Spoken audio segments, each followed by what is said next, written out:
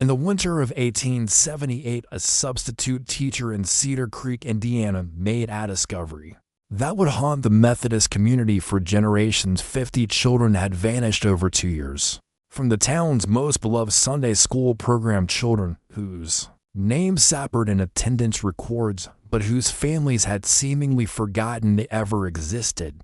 What she found hidden beneath the church floorboards would reveal a horror so systematic that local authorities suppressed the evidence for decades. Tonight we uncover the truth about Cedar Creek's most protected secret. Before we continue with the story of Margaret Wilson and the children who trusted her with their lives. This handle isn't for everyone, only for those brave enough to confront the darkest corners of America's religious story. If you're ready to hear stories that few channels dare to tell, hit that subscribe button and let me know in the comments what state you're listening from. Do you have the courage to discover what really happened in that Methodist church basement? The investigation that followed would expose not just individual evil, but an entire community's willingness to look away when faced with inconvenient truths, and a criminal network that had been operating across the Midwest for over a decade. Cedar Creek sat in the heart of Indiana's coal country, where Methodist faith ran as deep as the mine shaft Staffanacum, the earth beneath.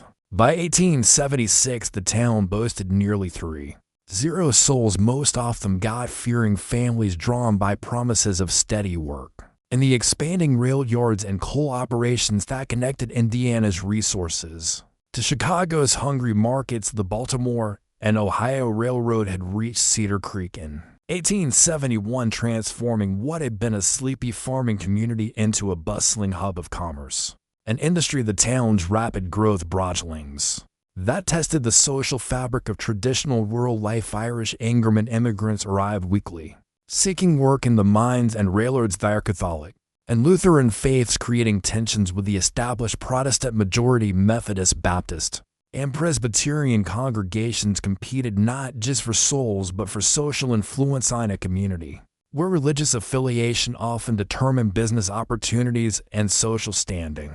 The First Methodist Church stood as the community's crown jewel, a magnificent structure of Indiana limestone with twin bell towers that could be heard for miles across the rolling farmland, completed in 1874 with donations from prosperous merchants and mine owners. The building represented Methodist aspiration to cultural leadership in the rapidly changing town. Its Gothic revival architecture, stained glass windows imported from the Cincinnati, and steam heating system marked it as the most modern religious facility in Hamilton County. Sunday mornings in Cedar Creek meant back pews and children's voices raised in hymn, but it was the church's Sunday school program that truly set First Methodist apart from neighboring congregations. Under the leadership of teacher Margaret Wilson, a stern-faced woman of 42, who'd arrived from Pennsylvania 5 years prior, the program had grown from a handful of local children to over 100 participants from surrounding counties. Parents brought their children from as far as 20 meters away, enduring difficult wagon rides over muddy roads to participate in what had become legendary throughout central Indiana. Margaret Wilson commanded respect through a combination of biblical knowledge, unwavering discipline, and an apparent gift for transforming even the most unruly children into model citizens. Her background teaching in Philadelphia's industrial schools had given her experience with children from diverse backgrounds, and she seemed to possess an intuitive understanding of how to reach young minds regardless of their family's circumstances or natural abilities. Her assistant, Sarah Coleman, a soft-spoken woman of 38 who'd never married, seemed to possess an almost magical ability to calm even the most restless child. With her gentle voice and patient manner, Sarah had joined the program 2 years after Margaret's arrival, coming from a Methodist mission in Cincinnati where she'd worked with orphan children. Her references were impeccable, and her dedication to the children's welfare appeared absolute together. They were supervised by Robert Hayes, a prosperous businessman in his 50s who donated generously to expand the church's educational facilities. Hayes' own interests in 3 coal mines to grain elevators and the town's largest general store. His appointment to the church board had been unanimous. and his financial contributions had funded not just building improvements but also the innovative educational programs that were drawing families from across the region. What made Cedar Creek Sunday School legendary throughout Hamilton County were the special biblical excursions education trips that combine scripture study with visits to historical sites across Indiana and neighboring states. These weren't simple afternoon outings but elaborate week-long journeys that promised to bring Bible stories to life through visits to museums, historical churches, archaeological sites, and even meetings with prominent Methodist educators and missionaries. Program's reputation had grown through word of mouth and occasional articles in Methodist publications that praised Cedar Creek's innovative approach to religious education.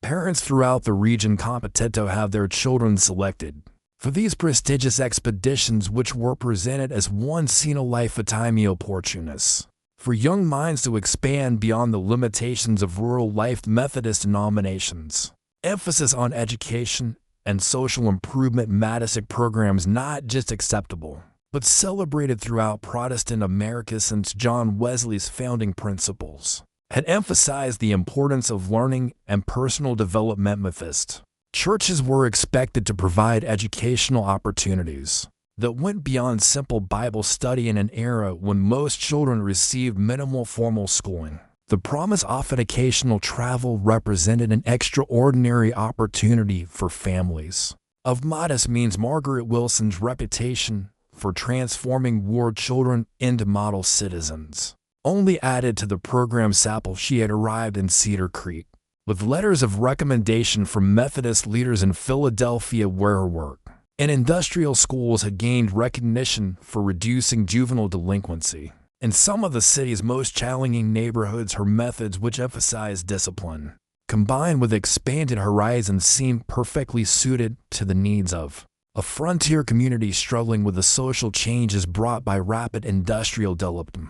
The timing of the program's establishment had been perfect. The Pontiac 1873 had left many families struggling financially, making the promise of educational opportunities for their children particularly attractive. Parents who could barely afford basic necessities saw Margaret Wilson's program as a way to give their children advantages they could never provide themselves. The fact that these opportunities came through the church gave them additional legitimacy and moral authority. Cedar Creek's Methodist congregation instilled many of the town's most successful citizens, mine owners, merchants, railroad officials, and prosperous farmers whose support lent credibility to any church-sponsored activity. When such respected community members endorsed the educational program and spoke proudly of their own children's participation, it became almost impossible for other parents to express doubts or concerns without appearing ungrateful or suspicious of beneficial community initiatives. The program's expansion beyond Cedar Creek had been gradual but deliberate. Margaret Wilson had established contacts with Methodist churches in smaller surrounding communities, offering to include their children in the excursions as a service to rural families who lacked access to such educational opportunities. This regional approach not only increased the pool of potential participants but also made it more difficult for any single community to track patterns or maintain oversight of the program's activities. The first disappearance occurred in September 1876, though no one called it a disappearance. At the time, 8-year-old Timothy Morrison had been selected for a special excursion to study ancient biblical practices at a newly discovered archaeological site near Louisville. His parents were centerman immigrants who spoke limited English and worked in Hayes' newest coal mine. Received Margaret Wilson's explanation with grateful nods and tears of joy. Timothy had shown exceptional promise in his brief months attending Sunday school, demonstrating an unusual ability to memorize scripture and ask thoughtful questions about biblical stories. Margaret Wilson explained that his intellectual gifts had come to the attention of a Methodist family in Kentucky who specialized in biblical archaeology and ancient studies. They had specifically requested a bright young student to assist with their research while receiving advanced education that would prepare him for possible missionary work.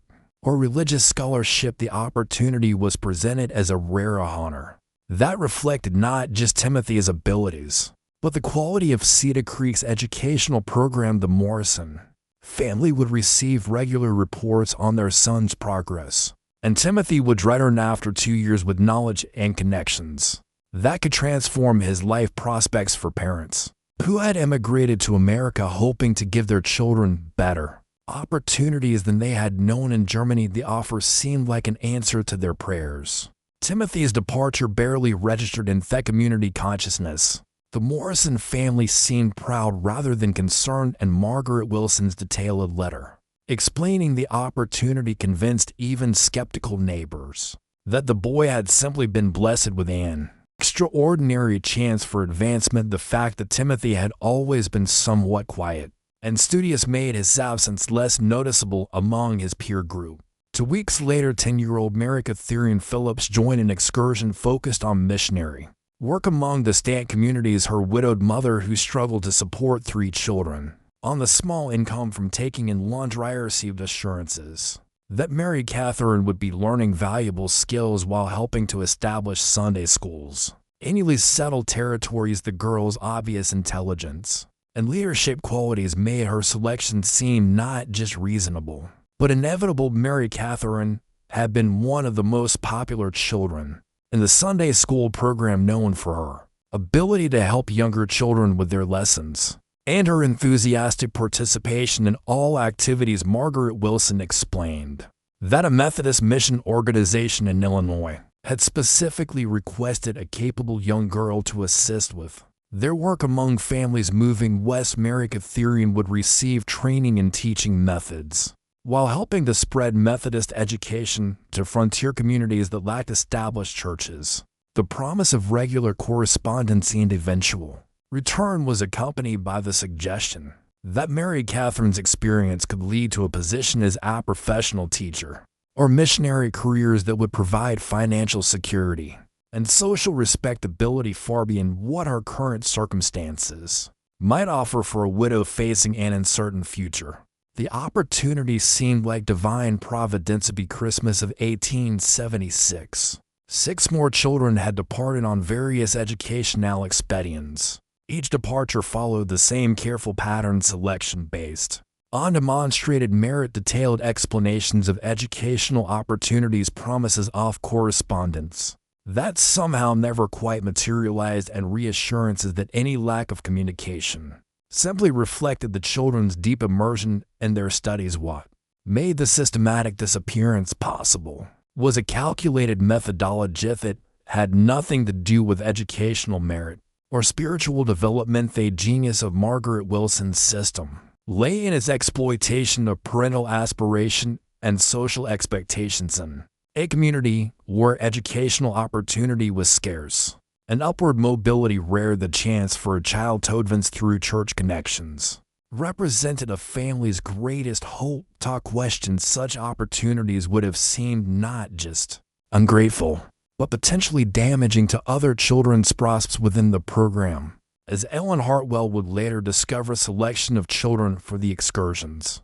followed a calculated methodology that had nothing to do with educational merit or spiritual development. Margaret Wilson and Sarah Coleman had developed a systematic approach to identifying the most vulnerable and valuable candidates for their criminal enterprise. Their primary criteria focused on family circumstances that would make disappearances less likely to trigger immediate investigation. Children from immigrant families were preferred because language barriers and cultural differences made parents less likely to question authority figures or navigate complex inquiries about their children's whereabouts. Recent or evolved the community were particularly valuable because they lacked established social networks that might notice and investigate unexplained absences. Economic desperation played a crucial role in the selection process. Families struggling financially were more likely to be grateful for opportunities and less likely to ask difficult questions that might jeopardize their children's apparent good fortune. Widowed mothers, large families with limited resources, and parents working in dangerous occupations that could leave children orphaned at any time were all considered ideal candidates. The children themselves were evaluated based on their potential market value in the criminal networks that Margaret Wilson had cultivated. Over years of careful development, younger boys with strong builds were destined for industrial work in factories and mines where their small size and developing strength could be exploited without immediate health consequences. Older girls with pleasant appearances and basic education commanded premium prices in domestic service markets. The talent would later learn extended far beyond legitimate household employment. Intelligence was actually considered a liability in some cases, as brighter children were more likely to resist indoctrination, attempt escape, or find ways to communicate with their families. Margaret Wilson preferred children who were bright enough to be valuable, but compliant enough to be manageable. The Sunday school program provided an excellent laboratory for observing children's personalities and identifying those most suitable for different types of exploitation. Sarah Coleman's role in this evaluation process proved crucial. Her gentle manner and obvious affection for the children gave her access to intimate details about their fears, hopes, and family relationships. She would spend hours in private conversation with potential candidates, ostensibly providing pastoral care and educational guidance, but actually gathering intelligence that would determine their ultimate fate. The winter of 1876-77 marked a significant expansion in the scope of the operation. Margaret Wilson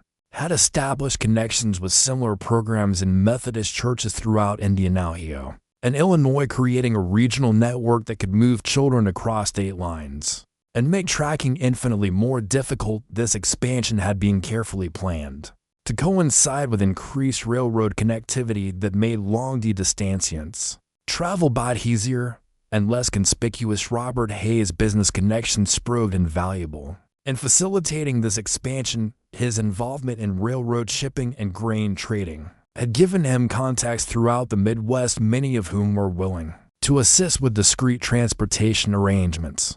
In exchange for favorable business terms, the legitimate cover provided by his various enterprises made it possible to move children across multiple states without arousing suspicion from law enforcement or railroad officials. Financial returns from the operation had exceeded all expectations, generating revenue to fund significant expansions of the church's facilities and educational programs. This created a virtuous cycle from the conspirators' perspective. Their criminal profits funded improvements that attracted more families and provided better cover for their activities. The new church basement facilities, funded by Hayes' donations, included private rooms and storage areas that facilitated fire operations. By spring 1877, the program was handling children from over 12 different communities, with some families traveling more than 30 meters to participate in Cedar Creek's renowned educational offerings. This geographic spread made it virtually impossible for any single community to notice patterns or maintain oversight of the program's activist parents in different towns rarely communicated with each other, and the prestige associated with selection. Fourth, excursions discouraged questioning that might seem to challenge the program's integrity, but the true architect of this deception would prove to be someone far more calculating than anyone suspected. The success of the operation attracted attention from criminal networks in major cities who were eager to establish reliable sources for child labor. Margaret Wilson's reputation for delivering healthy, educated, and properly conditioned children had spread through underground channels, leading to advanced orders and premium pricing that transformed what had begun as opportunistic crime into systematic human trafficking. Asterisk. Sarah Coleman's personal journal, which Ellen Hartwell would eventually discover, revealed the psychological specific that made the operation possible. Unlike Margaret Wilson, whose motivations appeared primarily financial, Sarah demonstrated a disturbing fascination with the process of psychological manipulation itself. Her detailed observations of each child's personality, fears, and weaknesses read like clinical studies in human behavior. The journal contained disturbing passages about conditioning children for their eventual destination. Sarah had developed techniques for gradually separating children from family attachments, identifying which children would adapt best to different types of work, and developing strategies to prevent rebellion or escape attempts. Your apparent affection for the children masked a calculating assessment of their commercial potential and psychological vulnerabilities. One particularly chilling entry described her work with 12-year-old Anna Kowalski, whose selection for a special missionary training program had been celebrated by her Polish immigrant parents as divine blessing. Sarah's notes detailed how she had gradually convinced Anna that her family's poverty and foreign background made them unsuitable guardians for a child with such exceptional spiritual gifts. By the time Anna departed for her supposed missionary training, she had been convinced that serving God required her to abandon her former life entirely. Sarah's methods extended beyond individual manipulation to encompass systematic deception of the broader community. She had crafted a carefully managed correspondence system that created the illusion of ongoing contact with departed children, while actually providing no genuine communication at all. Parents received periodic updates written in Sarah's hand, but supposedly dictated by their children, describing progress in their studies and expressing gratitude for the opportunities they were receiving. These fabricated letters served multiple purposes. They reassured parents and prevented persistent inquiries that might lead to investigation. They provided seemingly innocent explanations for the children's continued absence and apparent reluctance to return home. Most importantly, they created a paper trail that could be used to justify the program's activities if questions were ever raised by outside authorities. The sophistication of Sarah's psychological manipulation extended to her relationships with other adults in the community. She had identified key individuals whose support was crucial for maintaining the program's reputation and had developed specific strategies for managing each relationship. Her journal contained detailed profiles of community leaders, noting their personal ambitions, family vulnerabilities, and business interests that could be leveraged to maintain their cooperation.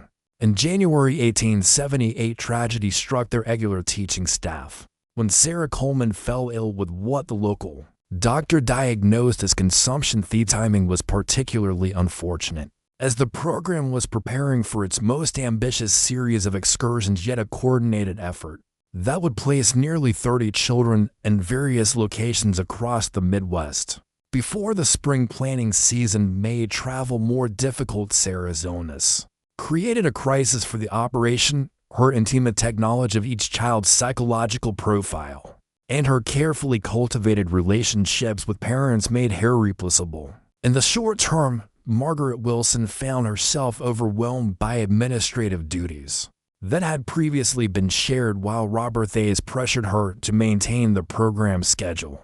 Despite the staffing shortage, the church board's decision to hire 24-year-old Ellen Hartwell as a temporary replacement was based primarily on her recent graduation from the Indiana State Normal School and her impressive credentials as a trained educator. What the conspirators failed to anticipate was that Ellen's professional training had taught her the importance of detailed record-keeping and systematic educational assessment skills that would prove fatal to their carefully constructed deception. Ellen had grown up in a Methodist family in southern Indiana, where her father served as a circuit preacher, and her mother taught in various church schools. Her decision to pursue formal education training had been motivated by a desire to improve the quality of religious education available to rural children. She arrived in Cedar Creek with genuine enthusiasm for the program's apparent innovations and high reputation throughout the Methodist community. However, Ellen's professional training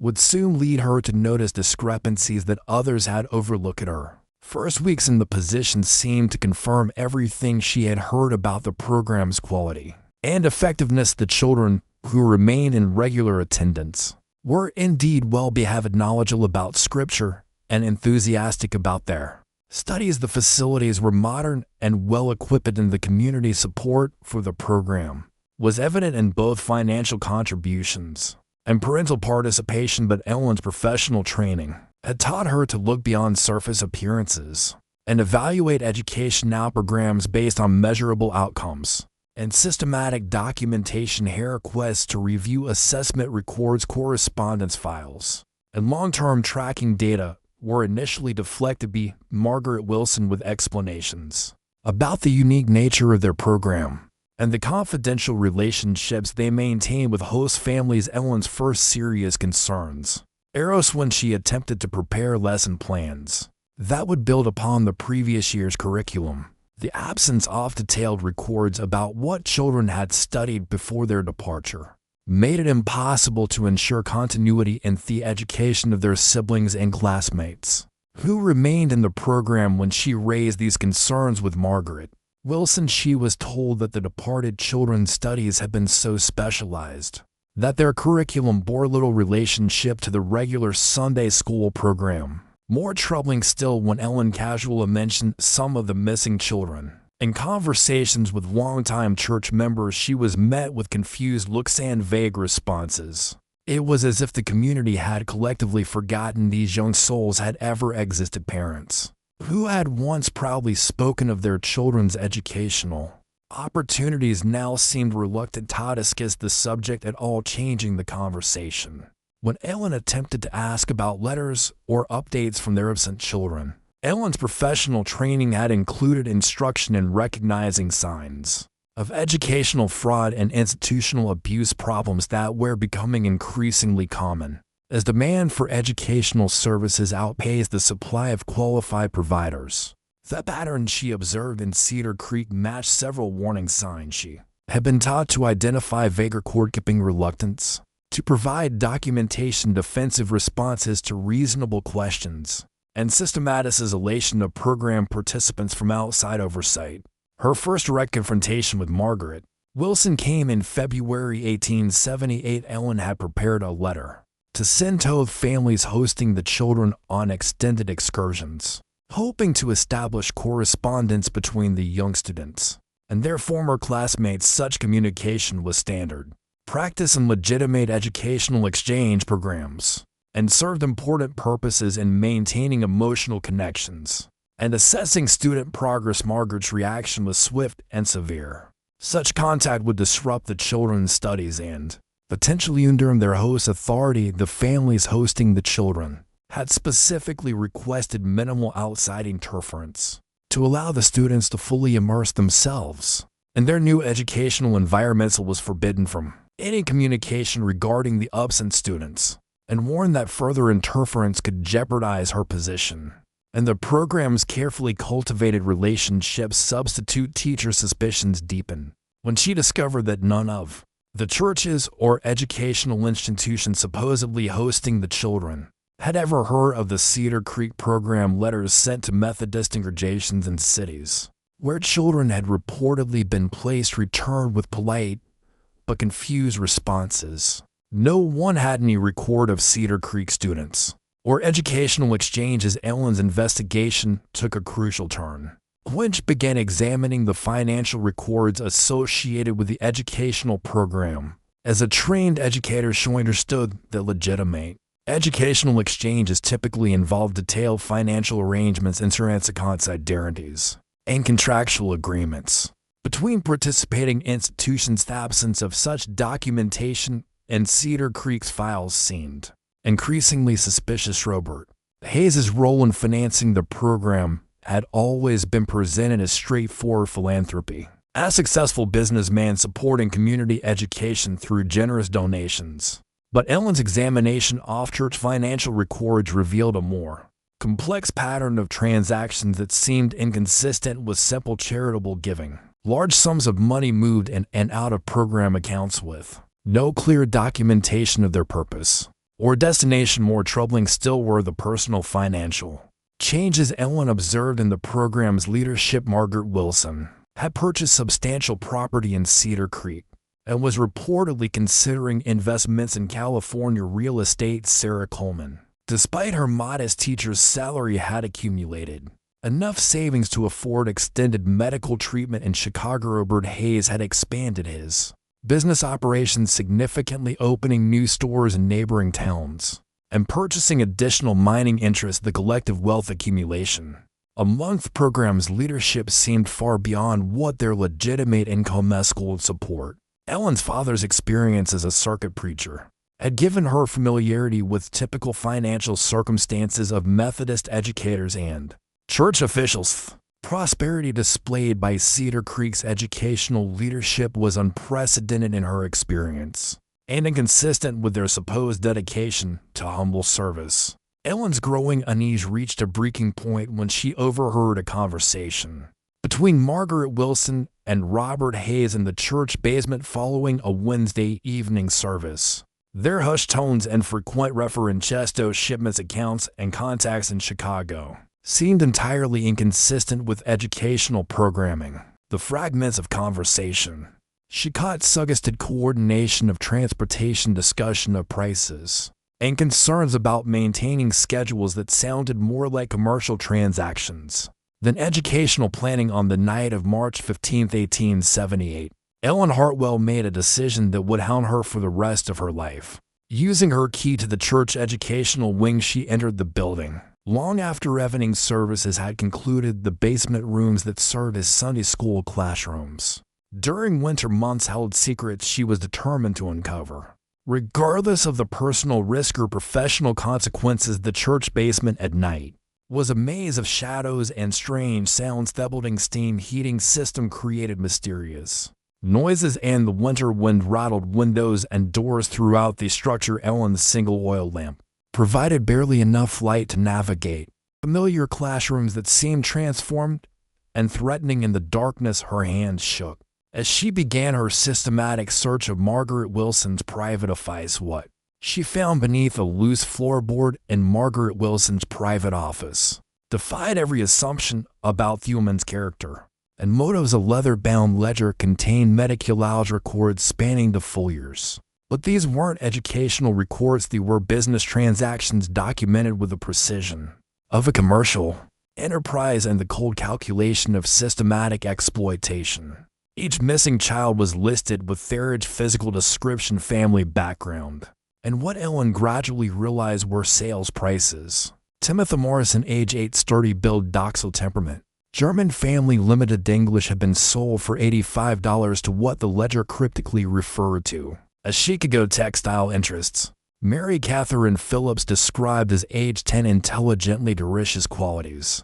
Widowed mother, financially desperate, commanded $120 from Louisville. Domestic services. The entries grew more horrific as Ellen read deeper into the ledger. Children were categorized by their perceived value in different markets. Younger boys went to factories and mines where their small size and developing strength could be exploited. Older girls to domestic service.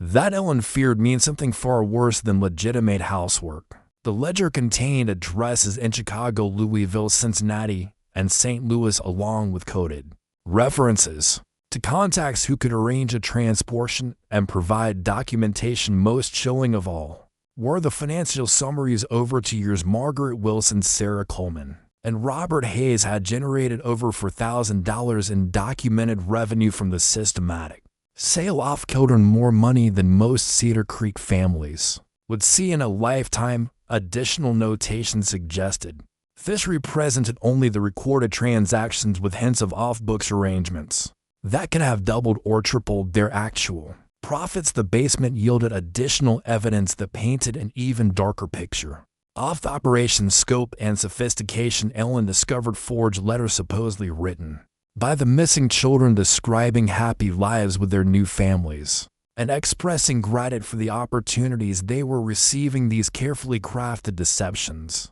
had been shown to any parent who became too persistent in their inquiries about their children's welfare. The handwriting was consistent across all the letters, clearly the work of one person creating fictional accounts of children's well-being. The content followed similar patterns, emphasizing how much the children were learning, how grateful they were for their opportunities, and how important it was that they focus on their studies without distractions from their previous lives. Several letters specifically discouraged parents from attempting to visit or maintain regular correspondence. In a locked drawer, Ellen found what appeared to be contracts with various industrial operations and domestic service agencies. The language was carefully coded, but the intent was unmistakable. These were purchase agreements for child labor arranged through a network of accomplices who had turned human trafficking into a profitable business model. The contracts specified delivery dates, payment terms, and even return policies for children who proved unsuitable for their intended work. The most damning evidence came in the form of correspondence between Margaret Wilson and her contacts in major cities. Letters detailed the specific requirements of various employers, their preferences for children of certain ages, higher willingness to pay premium prices for particularly promising students, and their assurances of discretion in handling the arrangements. The correspondence revealed a sophisticated network that extended far beyond Indiana, with connections to similar operations in multiple states. One letter from a Chicago factory owner praised Margaret for the quality of merchandise she provided, noting that Cedar Creek children adapted well to industrial work and caused fewer problems than children acquired through other sources. The letter included specific requests for the next shipment with detailed specifications for age ranges, physical capabilities, and personality traits that would be most suitable for the factory's operations. Another letter from what appeared to be Louisville establishment Ellen did not fully contemplate requested specifically girls between ages 12-14 with pleasant demeanor and basic education. The coded language could not disguise the horrific implications of such requests, and Ellen realized that some of the children she had known and taught were likely trapped in situations far worse than industrial exploitation. The systematic nature of the operation became terrifyingly clear as Ellen continued her investigation. Throughout the night, Margaret Wilson had identified Cedar Creek's Methodist community as an ideal hunting ground. Parents trusting in auto surrendered their children, isolated enough to prevent easy investigation, and aspirational enough to believe in promises of educational advancement. The church's reputation and the educators standing in the community provided effect cover for what amounted to systematic child trafficking. The correspondence revealed that the Cedar Creek operation was part of a much larger network spanning multiple states. Margaret Wilson maintained regular contact with similar operations in Ohio, Illinois, and Pennsylvania, sharing information about successful techniques, profitable markets, and law enforcement risks. The network had evolved into a sophisticated criminal enterprise with specialized roles, established transportation routes, and coordinating to maximize profits, while minimizing risks. Regional coordination allowed the network to respond quickly to market demands and law enforcement pressures. If investigations threatened one location, children could be rapidly moved to other parts of the network until the danger passed. The correspondence showed that Cedar Creek had served as a temporary refuge for children from operations that had been compromised in other states, while also sending its own victims to safer locations when local pressures increased. Said, but perhaps most horrifying was the discovery of Sarah Coleman's personal journal hidden behind a false wall in the basement storage room. The gentlewoman who had seemed so genuinely caring revealed herself as the operation's psychological architect, whose detailed observations of each child's personality, affairs, and weaknesses had been used to determine their market value and appropriate placement. Sarah's journal contained disturbing passages about methodically breaking down children's resistance and family attachment. She had developed specific techniques for different types of children, how to convince intelligent children that compliance was their only option, how to use religious instruction to create guilt and submission, and how to identify and exploit each child's deepest fears to ensure cooperation during the transition to their new circumstance. The journal revealed that Sarah's apparent illness was likely fabricated to provide cover for the operation's final phase. Her medical treatment in Chicago was actually coordination with network partners to complete the largest transaction in the operation's history, a bulk sale of over 30 children to various industrial and domestic operations throughout the Midwest. Hidden among Sarah's papers, Ellen discovered something that chilled her more than all the financial records and correspondence. Combined fragmentary testimonies from children who had attempted to escape or communicate with their families. These desperate messages had been intercepted and preserved, apparently as insurance against network partners who might consider betraying the operational note written in a child's careful handwriting read, "Mama, they told me you didn't want me anymore. Because I was bad, I work in the big building with the loud machines, my hands hurt all the time. And I'm so tired, please come get me, I promise I'll be good."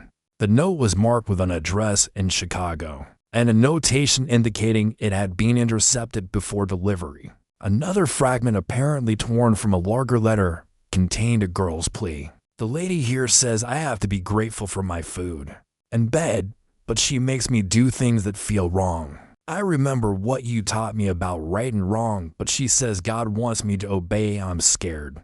And I want to come home." The handwriting was identified in Sarah's careful notation as belonging to Mary Catherine Phillips. These testimonies revealed the psychological warfare that accompanied the physical exploitation. Children were systematically convinced that their families had abandoned them, that their suffering was deserved punishment for unspecified sins, and that submission to their circumstances was both inevitable and morally required. Their religious framework that had initially attracted their families was perverted into a tool for maintaining control and preventing resistance. As Ellen continued reading through the horrific documentation, she realized the conspirators were preparing to vanish entirely. Ellen realized that the children who had been sold were not just physically enslaved, but psychologically broken in ways that would make rescue and recovery extremely difficult, even if law enforcement could locate and free them. Damage to their minds and spirits might never fully heal.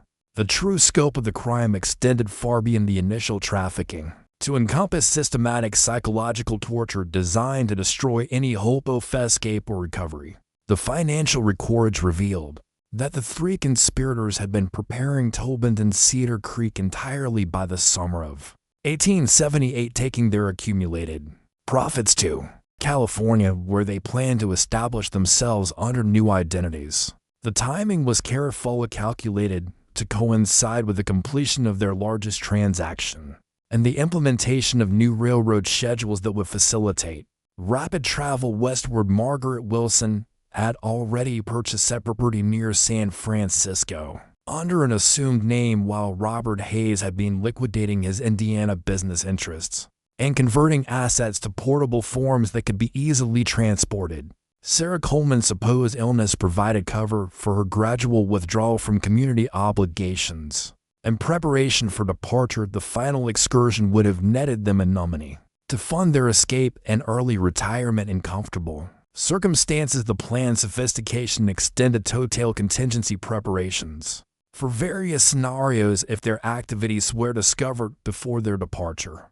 They had prepared false documentation to list escape routes and identified criminal contacts who could provide assistance in avoiding law enforcement. Correspondence showed they had even considered eliminating potential witnesses who might threaten their escape. Ellen's discovery of these escape plans revealed the urgency of her situation. The conspirators were not planning a gradual withdrawal, but a rapid abandonment that would leave their victims with no hope of rescue and no possibility of justice. The 23 children scheduled for the upcoming excursion were not just facing exploitation but potential disappearance into a criminal network that spanned the continent. Their realization that she was probably the only person who knew the truth and had access to evidence created a terrible burden of responsibility. Any delay in acting could result in the permanent loss of nearly a dozen more children, while premature action might allow the conspirators to escape justice and continue their operations elsewhere. Ellen faced an impossible choice between children's immediate safety and the broader goal of exposing the entire network. Ellen's discovery of the evidence coincided with Margaret Wilson's announcement of the most ambitious excursion, yet a month-long trip to historical biblical sites that would take 23 children as far as Philadelphia and possibly Boston. Timing was no coincidence. Ellen realized this represented the operation's final harvest before the conspirators disappeared. With their accumulated profits, the substitute teacher faced an impossible choice. Local law enforcement included several men who owed their positions to Robert Hayes' political influence, and the Methodist church hierarchy had invested considerable prestige and Cedar Creek's acclaimed educational program. Any accusation against such respected community figures will be met with skepticism at best, and more likely with charges of slander that could destroy her career and credibility. The children selected for the upcoming excursion represented a cross-section of the community's most vulnerable families. Ellen recognized names she had come to know during her months in Cedar Creek. Bright, trusting students who had grown to love their classes and looked forward to what they believed would be the adventure of their lifetimes. She could not allow 23 more children to disappear into the nightmare she had uncovered. The decision to act came when Ellen realized that Sarah Coleman's supposed departure for medical treatment in Chicago was actually the beginning of the operations. Final facet timing of her illness corresponded exactly with the preparation for the largest transaction in the network's history. If Ellen waited for more evidence or attempted to work through official channels, it would be to let prevent the systematic destruction of an entire generation of Cedar Creek's children. On March 28, 1878, Ellen Hartwell broke into the church basement, one final time, not to gather evidence, but to steal it. She took the ledger, the correspondence, Sarah Coleman's journal, and every document that could prove the conspiracy's existence and scope. She knew the fire disappearance would alert the conspirators to her discovery, but she hoped that documented proof would force authorities to act before the final excursion could depart. Her timing proved both fortunate and tragic. Margaret Wilson's immediate response to the missing evidence was to accelerate the final excursion, moving the departure date up by a full week and changing the announced destination to confuse any potential investigation. But Ellen's desperate nighttime ride to the county seat in Noblesville, where she presented her evidence to Circuit Judge William Marshall, set in motion events that would finally bring justice to Cedar Creek. Judge Marshall's examination of Ellen's evidence left no room for doubt of Booth conspiracy's scope and horror. More importantly, his immediate telegrams to law enforcement in Chicago, Louisville, and other cities resulted in coordinated raids that rescued 11 children before they could be permanently lost in the urban underworld. The rescue operations revealed that the work extended even further than Ellen's evidence had suggested, with connections to criminal organizations throughout the Midwest and beyond. The arrest of Margaret Wilson, Sarah Coleman, and Robert Hayes on March 30, 1878, sent shockwaves through Cedar Creek's Methodist community. The three conspirators were taken into custody as they attempted to board a westbound train with substantial amounts of cash and forged travel documents. Their capture revealed the final pieces of a puzzle that had taken Ellen months to assemble, but the deeper horror came with realization that an entire town had somehow failed to notice the systematic disappearance of 50 children over 2 years. The subsequent investigation revealed psychological manipulation that had made such massive deception possible. Parents had been carefully selected for their circumstances: recent immigrants, widows, families struggling financially, people who would be grateful for opportunities and reluctant to ask difficult questions. The gradual nature of the disappearances had prevented any single dramatic event that might have triggered community alarm. Detective Samuel Morrison of the Indiana State Police, who led the investigation following the arrest, discovered that the conspirators had exploited fundamental aspects of human psychology and social organization. Peel naturally avoided discussing painful subjects like missing children, especially when presented with reasonable explanations for their absence. The community had collectively participated in a form of willful blindness that allowed the crime to continue undetected. More disturbing still was the revelation that several community members had harbored private suspicions, but had chosen to remain silent rather than challenge respected authority figures. The investigation uncovered at least 6 families who had noticed patterns or inconsistencies, but had convinced themselves that their concerns were unfounded or inappropriate. The social pressure to maintain harmony and trust in church leadership had created an environment where even reasonable suspicions were suppressed. The Methodist Church hierarchist response revealed institutional priorities that prioritized reputation over accountability rather than conducting a thorough investigation of how such crimes could have occurred under Church O'Pace's denominational Leaders focused on containing the scandal and minimizing damage to the church's public image. This institutional response created additional barriers to understanding the full scope of the conspiracy and prevented implementation of safeguards that might have protected other communities. Sarah Coleman's journal proved particularly valuable in understanding how the operation had maintained its cover for so long. Her careful study of each family's dynamics had allowed the conspirators to craft perfectly targeted explanations for each child's departure reference with religious aspiration. We're told their children were pursuing advanced biblical studies, families struggling economically. We're assured their children were gaining valuable job skills. Ambitious parents were convinced that their children were making social connections that would benefit the entire family. Coordinated arrests across multiple states revealed that the Cedar Creek operation was just one node in a criminal network that had been operating across the Midwest for over a decade. Law enforcement agencies in Ohio, Illinois, Pennsylvania, and Missouri discovered similar operations using identical methods and often involving the same network of criminal contacts in major cities. The investigation revealed that Margaret Wilson's background in Philadelphia had provided the initial connections for establishing the trafficking network.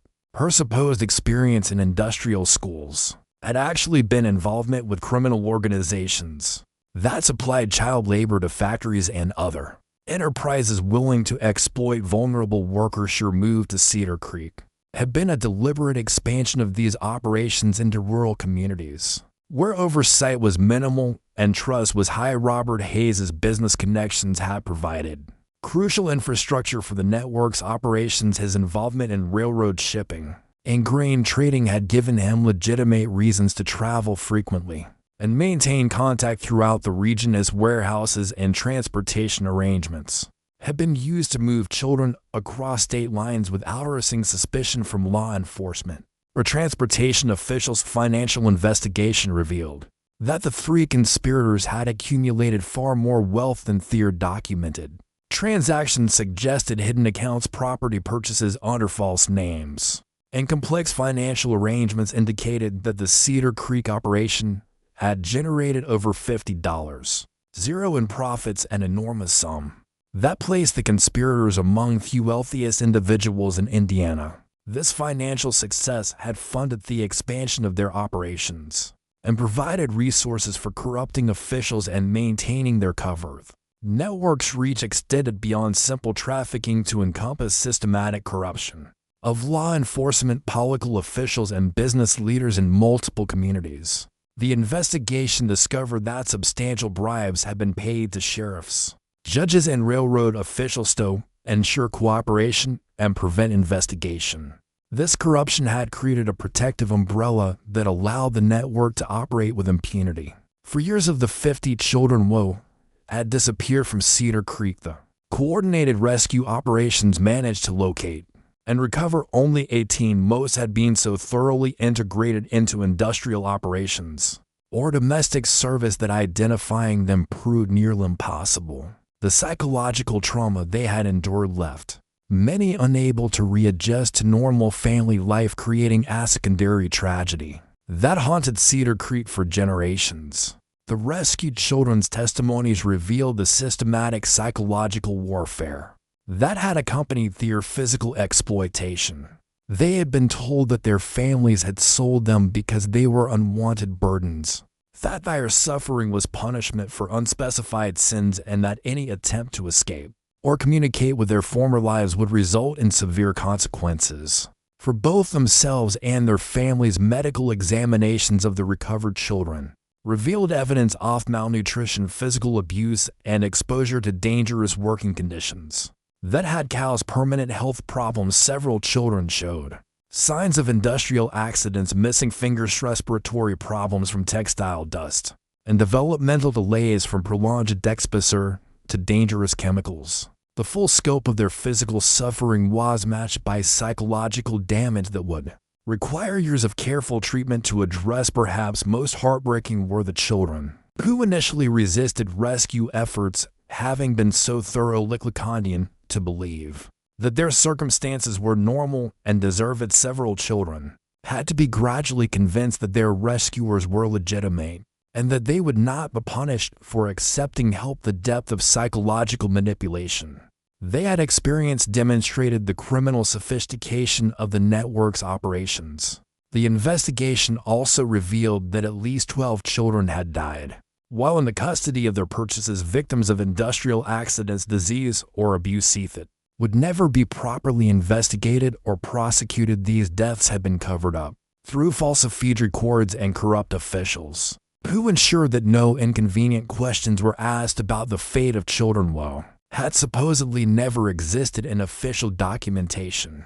The trials of Margaret Wilson, Sarah Coleman, and Robert Hayes became a sensation throughout Indiana and beyond. The prosecution's presentation of evidence laid bare not just the scope of their crimes, but the vulnerability that had made Cedar Creek such perfect hunting grounds for criminal exploitation. Testimony of rescued children presented with careful attention to their psychological fragility, providentivistic evidence of the conspiracy's impact. Margaret Wilson's defense attempted to portray her as a misguided idealist who had believed she was providing opportunities for disadvantaged children. This strategy collapsed when prosecutors presented evidence of her detailed financial records and correspondence with criminal contacts that demonstrated clear awareness of the illegal nature of her activities. Her final testimony revealed a calculating individual who had exploited her religious faith and parental love for purely financial gain. Sarah Coleman's psychological manipulation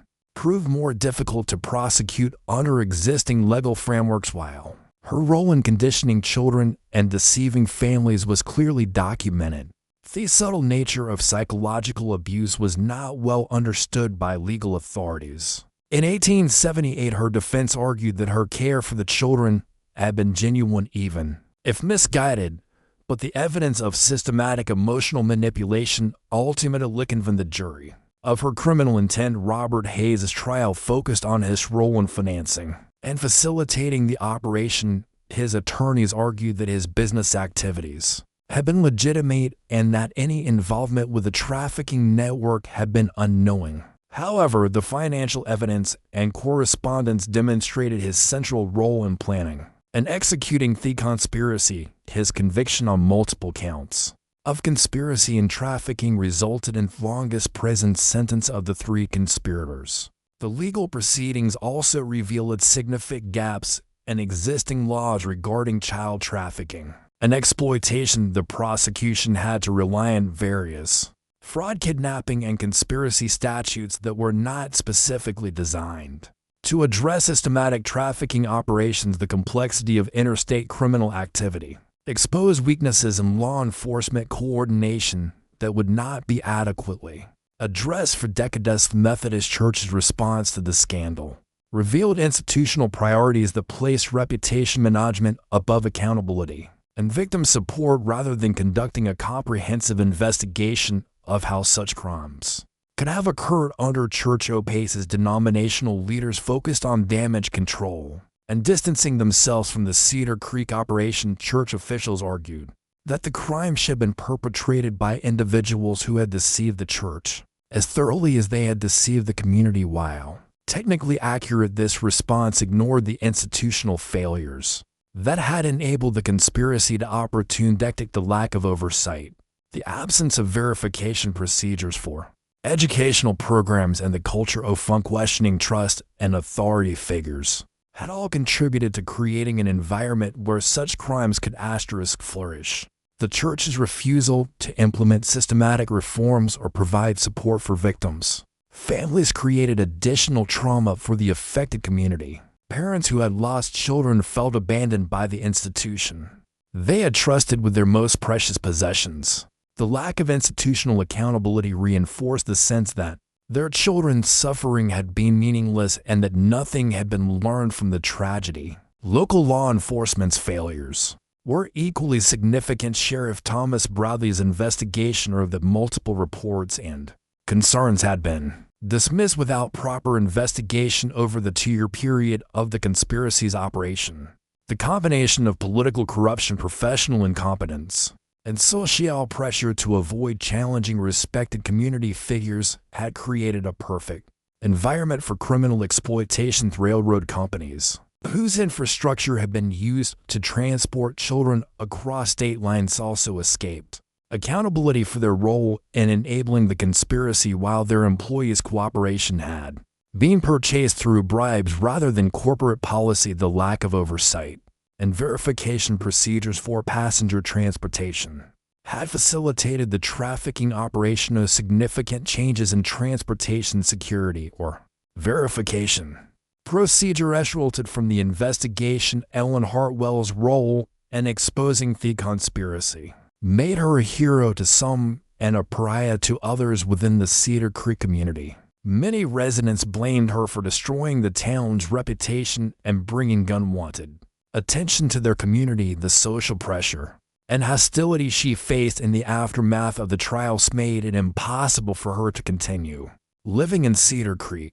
The psychological burden of her discovery and its aftermath haunted Ellen for the rest of her life. She had saved 23 children from immediate trafficking, but could not save the 32 who had already disappeared into the criminal network. The knowledge that her earlier action might have prevented additional disappearances created a sense of guilt that no amount of rational analysis could eliminate. Ellen's professional career suffered significant damage from her involvement in the case.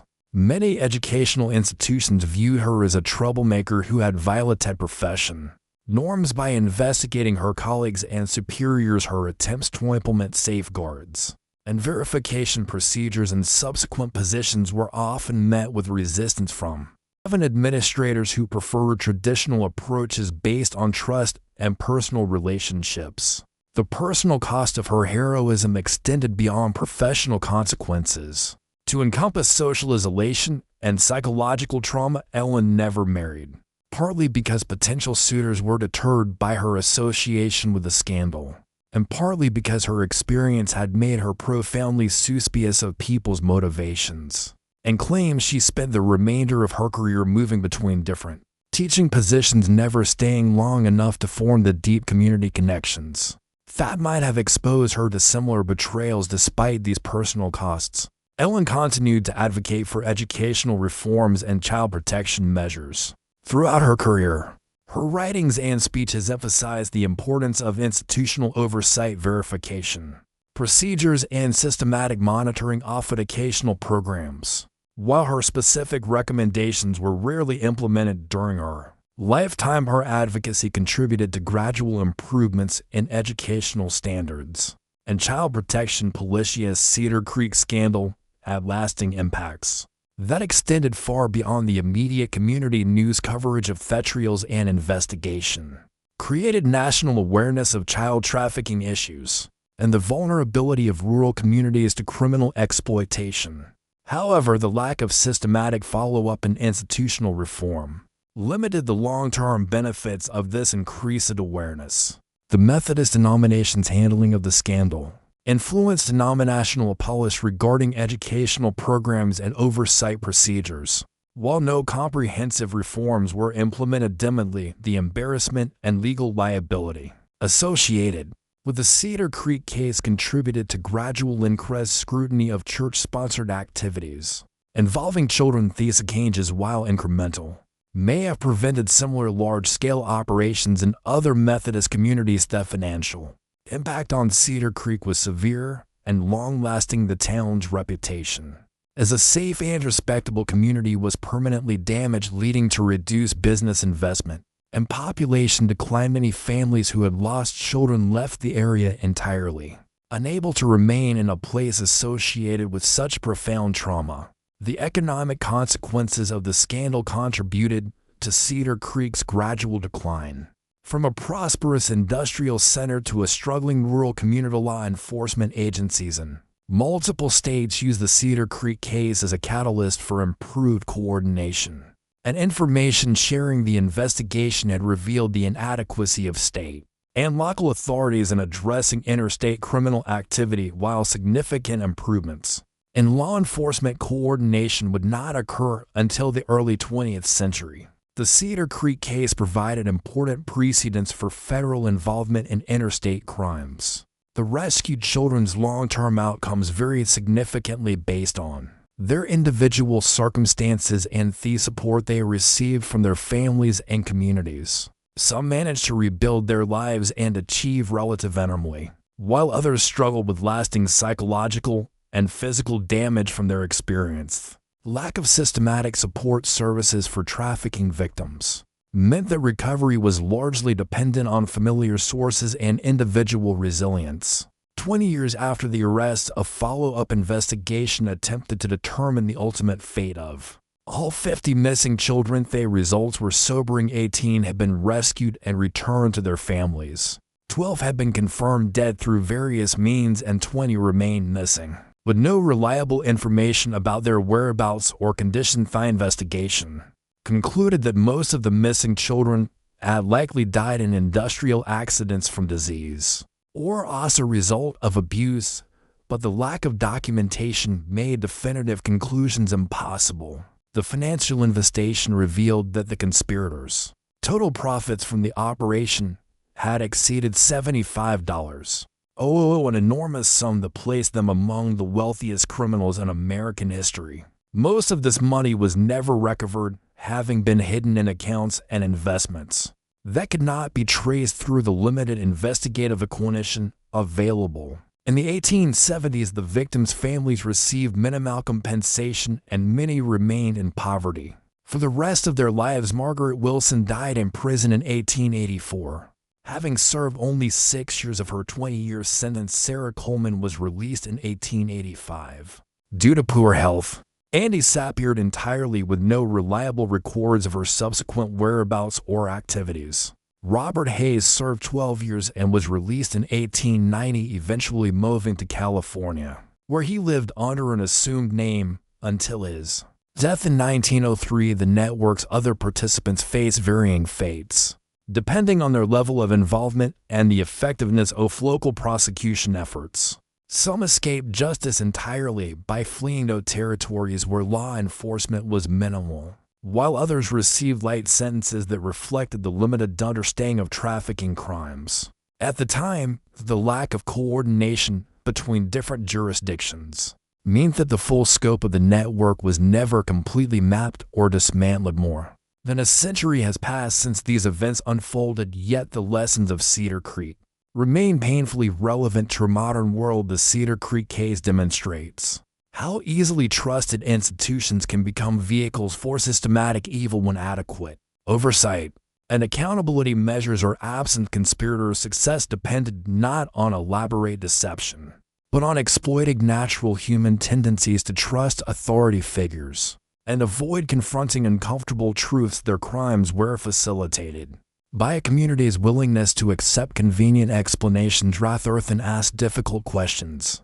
Perhaps most disturbing is the realization that the trafficking operation succeeded not because of extraordinary criminal genius, but because of ordinary human failings, greed, willful blindness, and the desire to believe that authority figures are inherently trustworthy. The systematic nature of the crimes required careful planning and execution, but the underlying conditions that made them possible exist in many communities, where people prefer comfort to vigilance. The psychological manipulation employed by Sarah Coleman reveals the vulnerability of children to authoritative figures who exploit their natural trust and desire for approval. Her techniques were not particularly sophisticated by modern standards, but they were devastatingly effective against children who had been taught to respect and obey adult authority without question.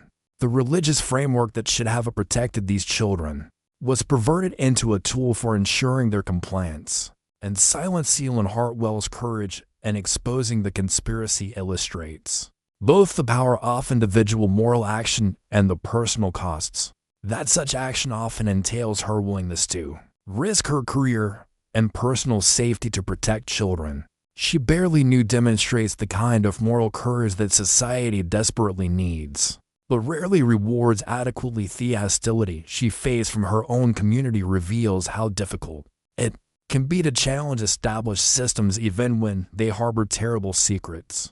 If you stayed with this story until now, you are clearly someone who isn't afraid to confront the darkest chapters of our history. The courage shown by Ellen Hartwell reminds us that sometimes one person's willingness to act can save countless lives.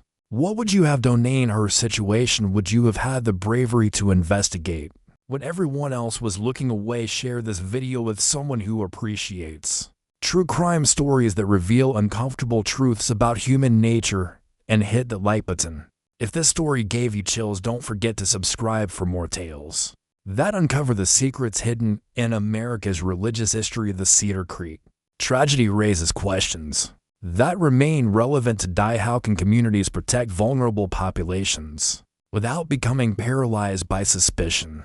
What institutional safeguard can prevent the exploitation of trust while preserving the social cooperation that makes community life possible? How should society balance the presumption of innocence for authoritative figures against the need to protect those under their care? Modern child protection systems incorporate many lessons learned from cases like Cedar Creek, but new forms of exploitation continue to emerge as technology and social organization evolve. The fundamental human vulnerabilities that conspirators exploited, parental aspiration, economic desperation, and adherence to authority, remain unchanged, creating ongoing challenges for those responsible for protecting children and other vulnerable populations. The institutional failures revealed in the Cedar Creek case, inadequate oversight, resistance to accountability measures, and prioritization of reputation over victim welfare continue to manifest in contemporary scandals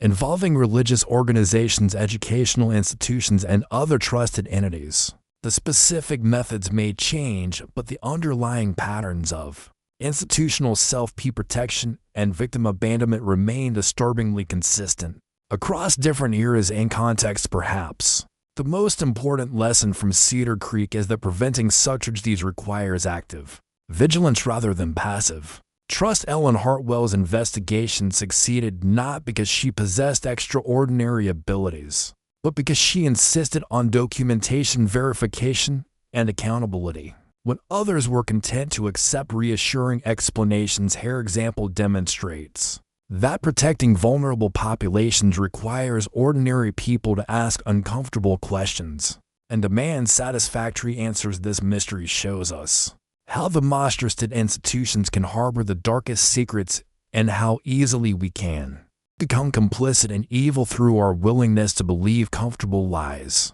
What do you think of this story? Do you believe an entire community could truly forget 50 missing children?